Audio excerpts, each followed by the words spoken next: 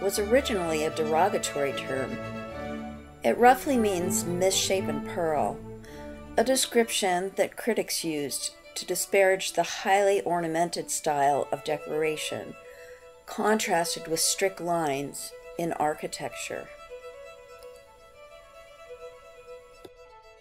In music, this term aptly described the large new forms that were being performed by huge instrumental and vocal forces, contrasted with strict, detailed order in harmony and counterpoint. For hundreds of years, the post of music director here at St. Mark's in Venice was the most prestigious music position in Italy. Built in the 11th century, it shows the influence of the Eastern or Byzantine Church. Many of the greatest composers in Europe taught and studied here, including the Renaissance composers Willaert, Rore, Zorlino, and Monteverdi, and later Andrea Gabrieli and his nephew Giovanni Gabrieli. Giovanni Gabrieli took advantage of St. Mark's performance space to take antiphonal choral music to new heights. His concertato style incorporated massive choral and instrumental groups playing antiphonally in this huge space. As we learned in the introduction to the birth of opera, the paring down of texture to a single melodic line with a simplified accompaniment, that is, monody, had a profound influence on all music, instrumental as well as vocal.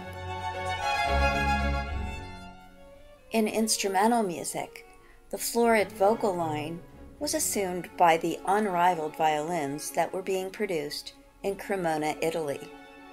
The builders were names you're probably familiar with, since these instruments are still highly prized today.